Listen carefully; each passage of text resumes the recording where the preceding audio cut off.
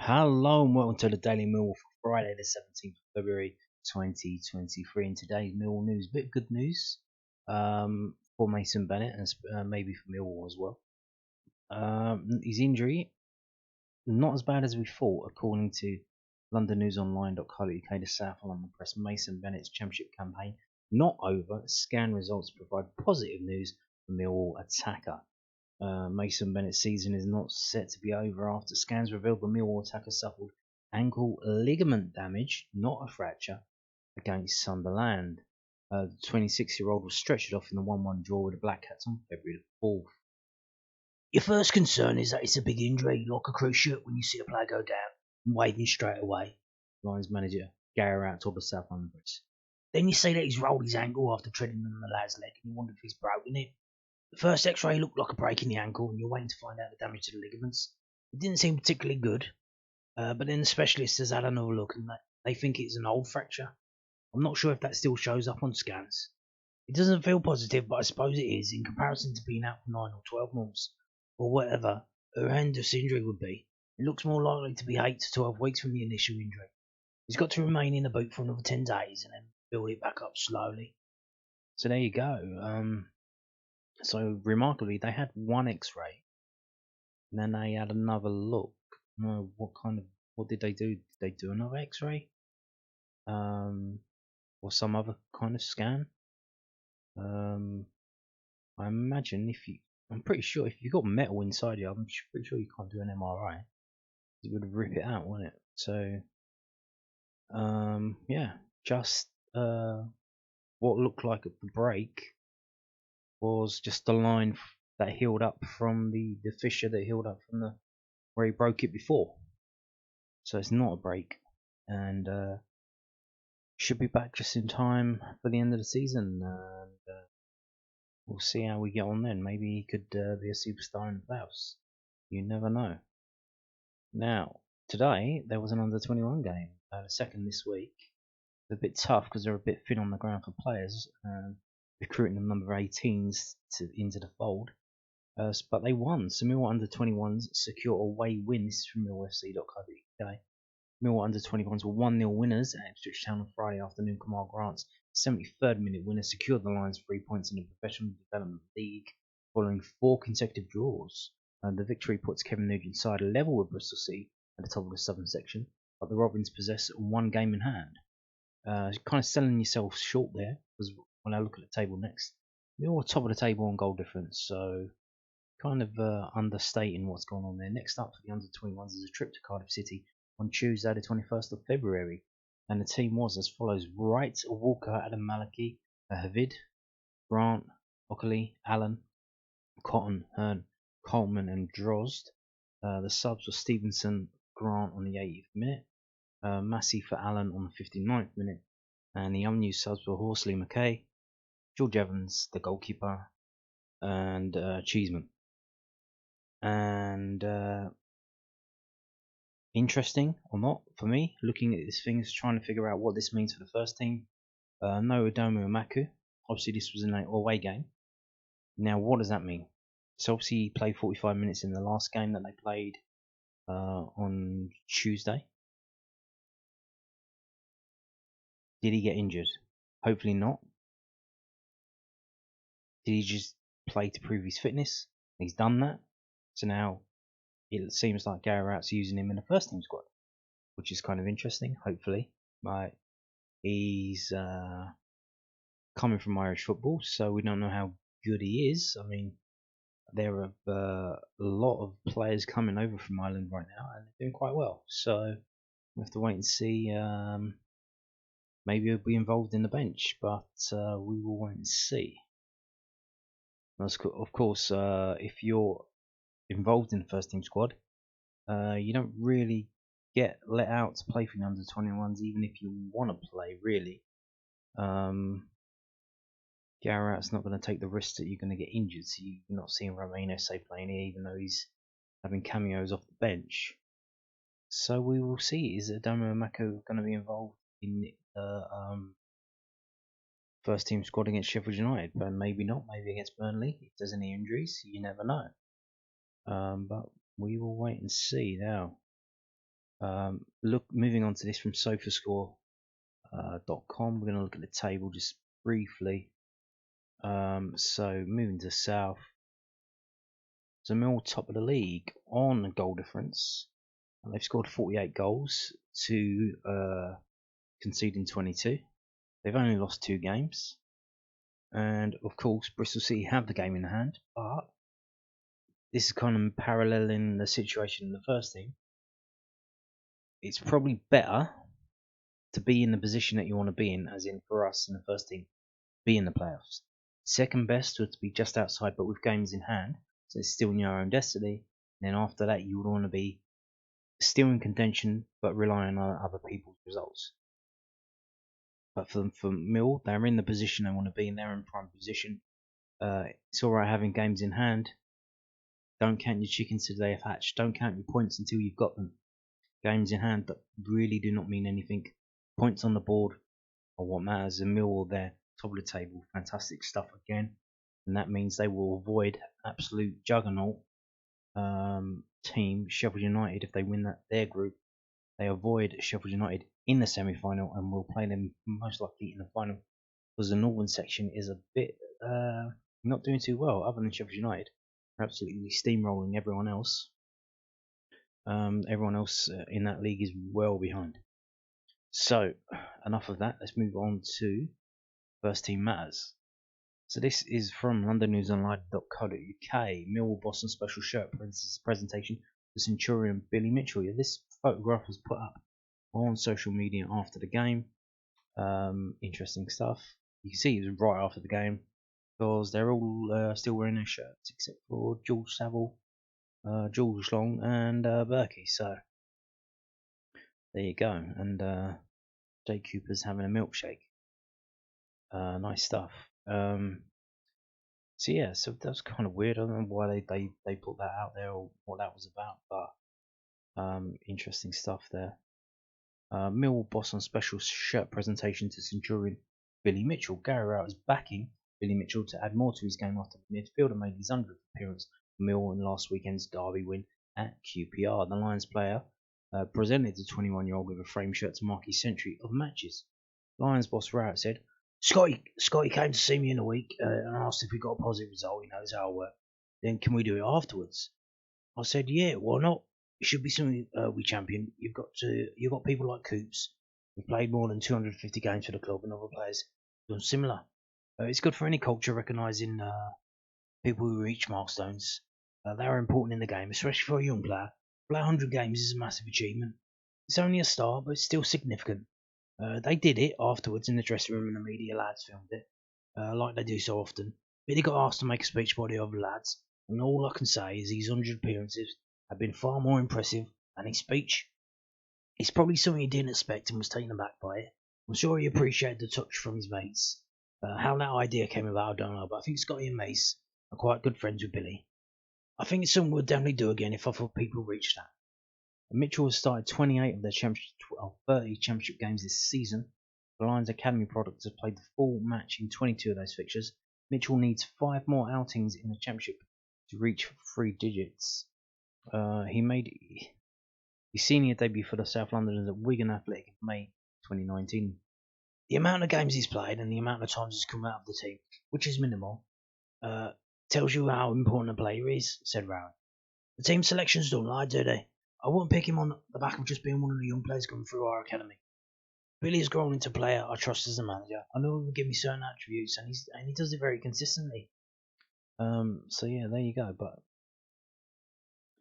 they're saying here he needs 5 more outings to reach 3 digits. So what's this? What does that mean then? In terms of starts, I don't. Why are they giving it now if he hasn't got to 100? Very confusing. I don't know. Maybe he has, maybe he hasn't. Maybe they were including substitute appearances or something.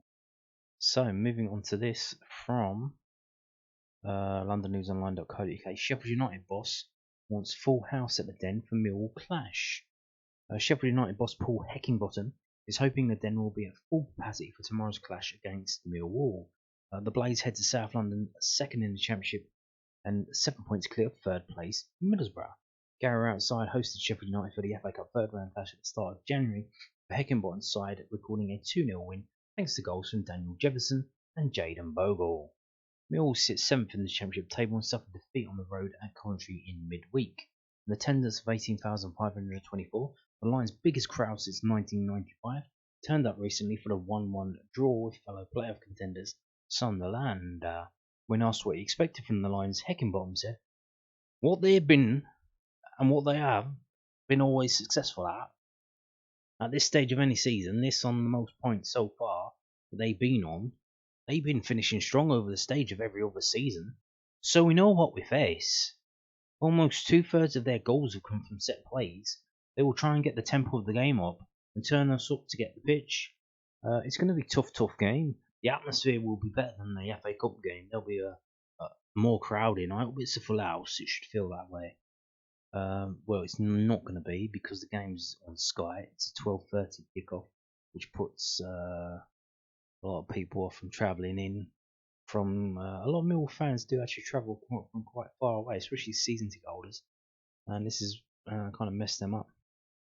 But it is on Sky, and the Sheffield United fans have only been given the top tier, so yeah, because I think the safety advisory group have backtracked. They wanted to house. They wouldn't let Millwall just house the away fans in the top tier because of various accidents that have gone on over the years. So they told them to move them down. I think they've reversed that now, so they are allowed to have people upstairs exclusively. So I think Sheffield United fans will just be upstairs. Not like the Sunderland fans, where we saw the massive crowd, where they had it upstairs and downstairs. So there you go. Now, talking of the game being on Sky, well, because it's on Sky, it's going to be on various other TV channels around the world, and Mill have kindly put out this story telling you where you can't watch it, either in real life or using a VPN. So isn't that nice of them? So Mill versus Sheffield United in selected territories. Overseas Lions fans in certain locations can stream this Saturday's game at home. The Sheffield United kick off 12:30 p.m. for £10. The Garrett's team host the Blazing SC16 for the second time in 2 months. The match pass bring you multiple angles of the action, including replays with full match commentary. Fixture is only available in selected countries due to broadcasting rights, with the game being shown live on Sky Sports. UK based and supporters in countries not listed below. Subscribers to Millwall TV can listen to audio commentary.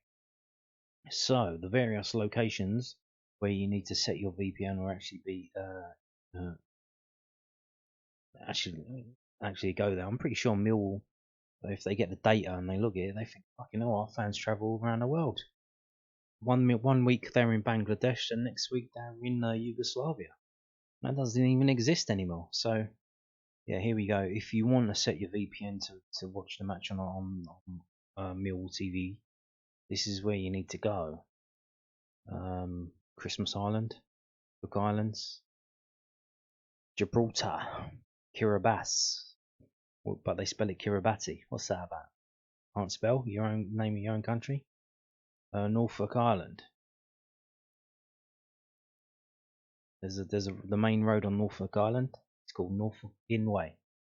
Romania, Samoa, Solomon Islands, South Tyrol, St. Pierre and Miquelon, Taiwan, Tuvalu, US Virgin Islands, Wallis and Futuna, and Western Samoa. So there you go. There is your list of places you need to be to watch the game on Mill TV, and you have to buy a pass as well, yearly. So there you go.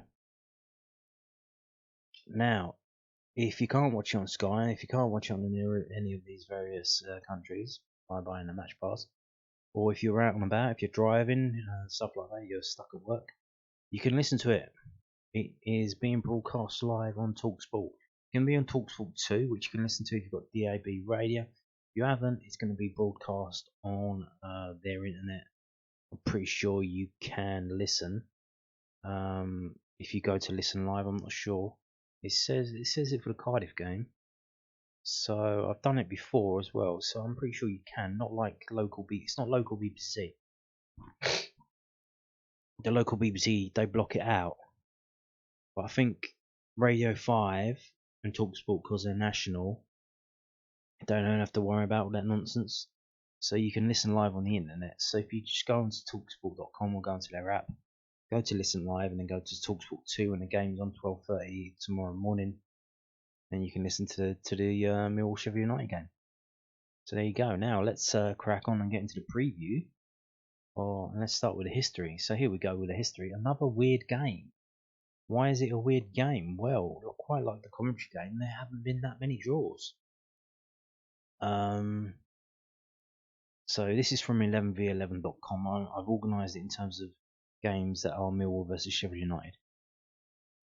And we've only drawn with them 3 times at Millwall. And they have all been in a row. 1977, 1978, 1980. Kind of weird.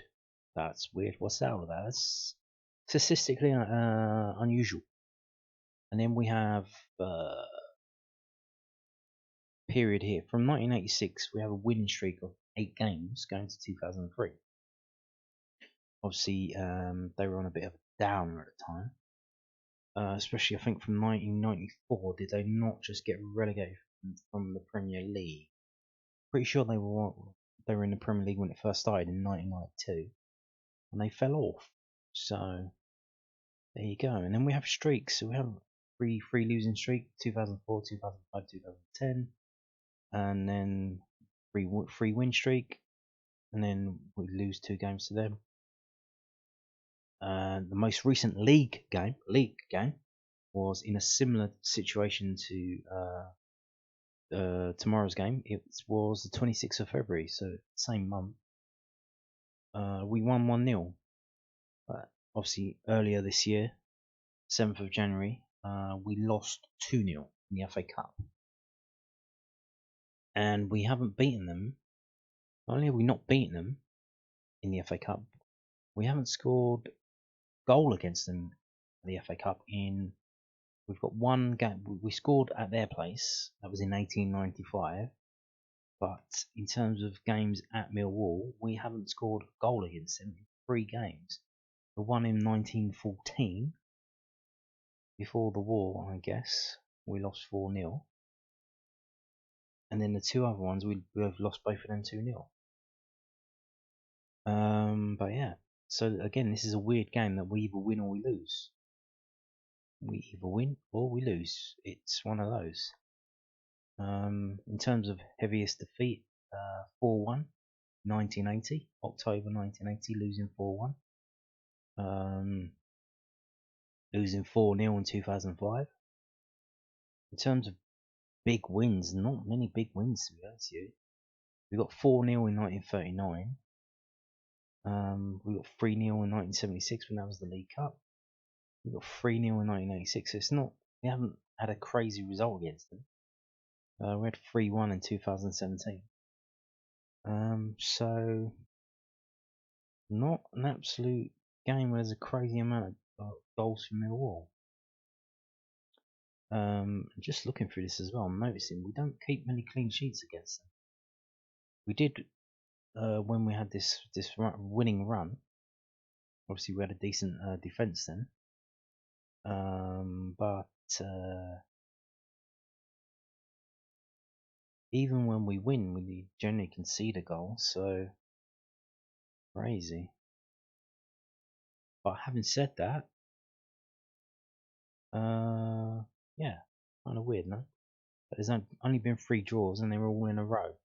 Is it weird though? It's kind of a generational thing you see with teams in the north that were big. When the maximum wage comes in, they kind of fall off, and then we start beating them. Whereas before we couldn't touch them because they had the best players, but then the best players just travelled across the country and quadrupled their salaries, and boom, off their bosh.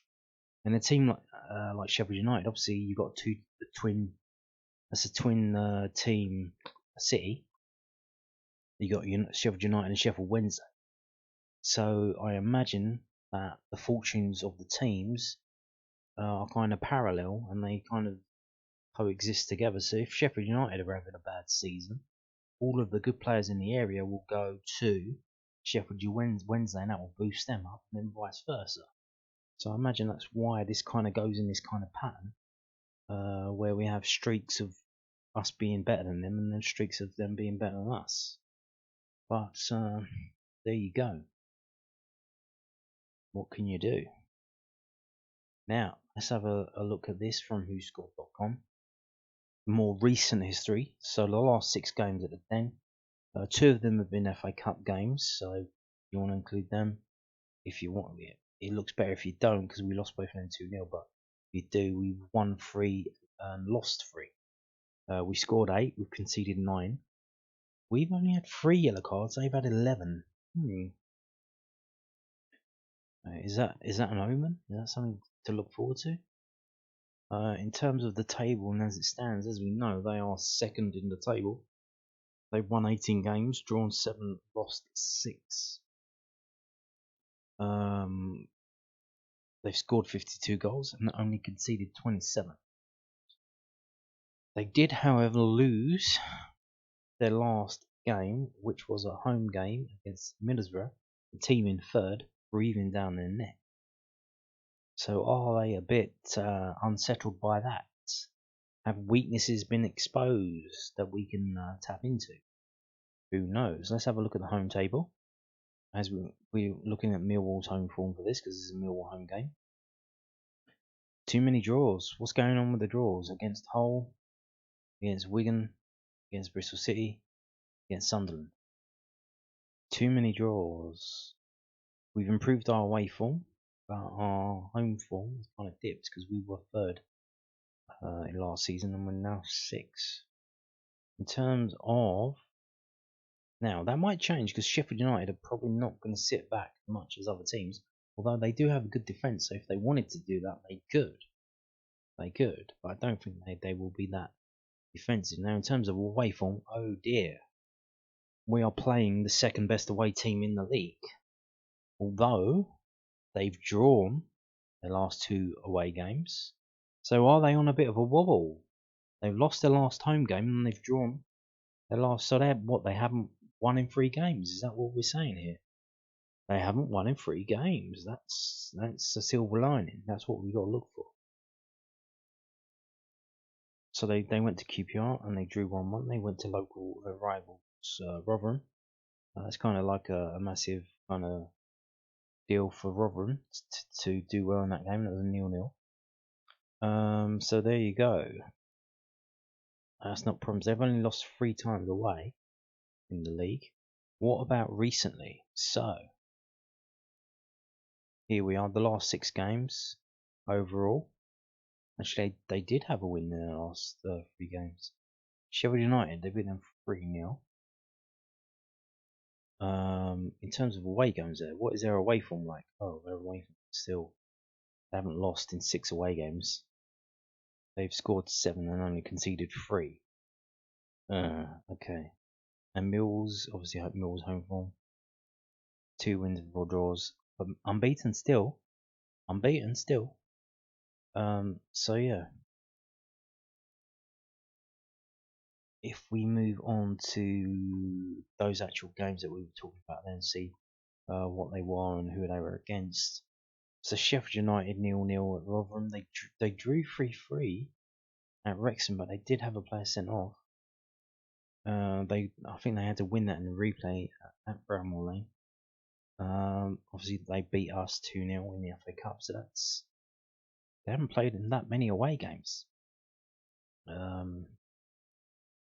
Away to QPR 1-1. That was the New Year's game.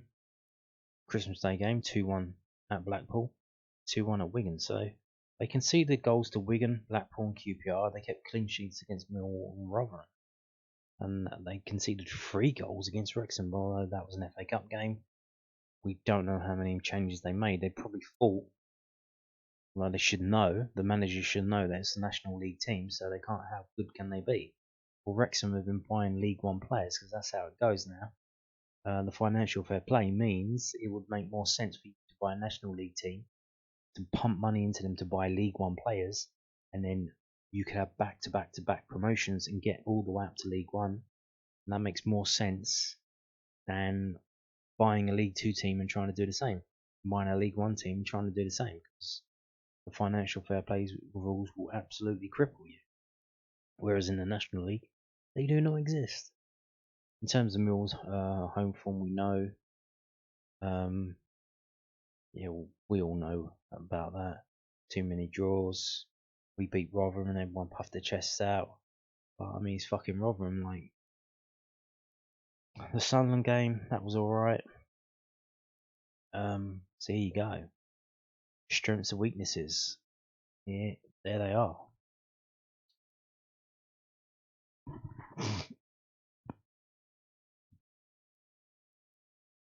Match forecast. Sheffield United will score as a result of individual skill. Is extremely likely. Sheffield United will steal the ball from the opposition often. Very likely. Okay. Moving on. But staying on whoscored.com. A prediction from this website. What do they think? They've got a few injury worries. Kind of heard a rumour that Sander Berge might not be featuring, so that would be good because he's one of their better players. Match facts. Mill have seen under 2.5 goals in 5 of their last 6 matches against Sheffield United in all competitions. Prediction.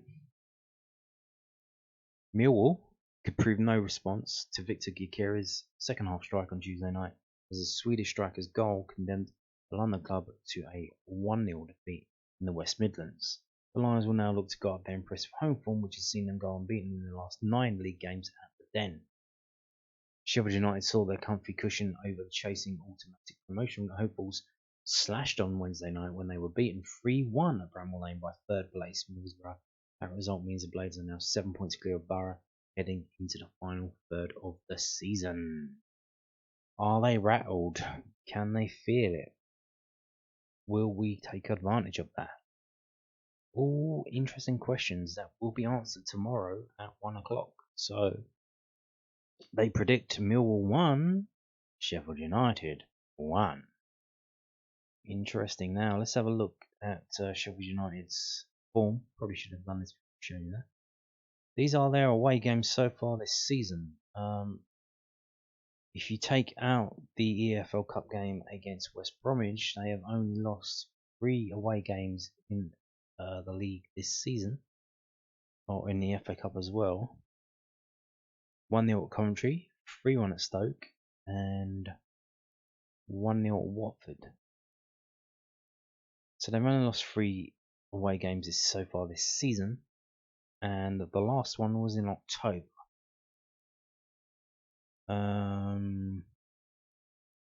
Are they due? Are they due?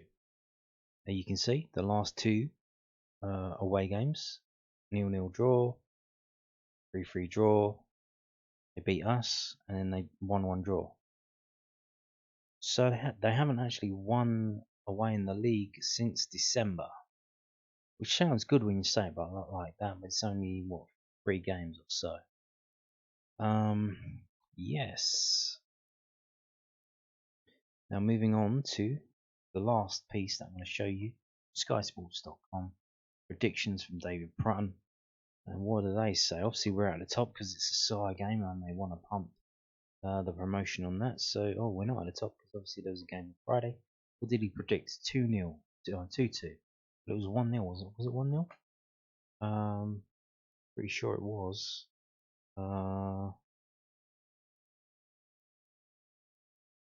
It was.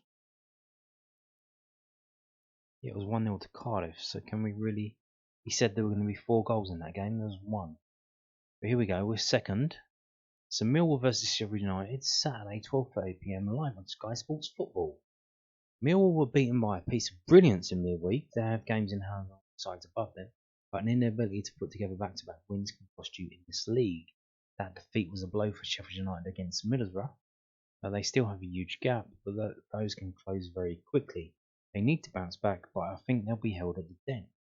And he predicts Millwall 1, Sheffield United 1. Interesting that they've both gone for 1-1. As it says here, Millwall were beaten by a piece of brilliance. top striker, probably a Premier League. I don't know why he's not playing in the Premier League. Victor Gyökeres has been banging goals in Coventry for the past couple of seasons. And Sheffield United have similar players. They have Oliver Norwood, they have McBurney, they have similar players to Gyökeres. So if we can't deal with him, how are we going to deal with Sheffield United? Now, and you think if it wasn't for that guy scoring that goal, Gary Rowett was going to make the changes. Fair play that Coventry weren't going to sit back. It was still 0-0. But if we played half as well as we did once we made the substitutions, we could have won that game. If it wasn't for that goal going in and for the situation at hand. But Sheffield United have players that can do that as well. So we could be doing all right, fair enough, going well, and then boom, a shot comes in. Sheffield United 1-0 up, just like that, because they got top players, and we need some of that for ourselves from Zion Fleming. He's been a bit off the boil for a couple of for a month or two. We need a bit of that from Oliver Burke. Now there are strong rumours that Oliver Burke might be starting. I'm sure he probably does want to start against Sheffield United, team that the fans had a lot to say about him. They still do. When he came to us on deadline day, they were having a laugh about it. But I'm sure if he scores a goal tomorrow, they won't be laughing about that. Again, it depends on the team that gets picked. I'm pretty sure Gary Rowett will make some changes. Will we make a formation change? Don't know. Will we start off with the same formation and try and nick the goal early and then make the defensive changes? I don't know. It all depends, doesn't it? But when you play a team like Sheffield United, you need a bit of strategy, and I think what we've seen from Gary Rowett, that's more of emotion. He picked an unchanged 11 from QPR to Coventry because of emotion, because of the players. Because they won the game, they played well. Let's keep the same team. Let's not upset any. Let's not ruffle the feathers. Let's keep it sweet. Can't really do that in this league. You need to strategize, especially against a team like Sheffield United. What is the best team that's going to be Sheffield United? Like not who did well in training, who needs a reward, or who's upset the most that they're on the bench, so I'll start them. You can't. I know it's man management, but you can't just be doing that. You need to bit of strategy, and I'm gonna say, against the top teams, strategy beats emotional management, hands down. It would be good if you could had a manager who could harness both of them, but I can't see anything but defeat here for Millwall. I think it's gonna be. I think it's gonna be Millwall 0 and Sheffield United 2. I think that's what it's gonna be. But we'll see. We will see. We'll see what team gets picked. We'll see how they play, what formation it is, and I'll watch it and I'll cheer them on. But it doesn't. I don't feel it. I'm not feeling it. And on that note, thank you for watching, and goodbye.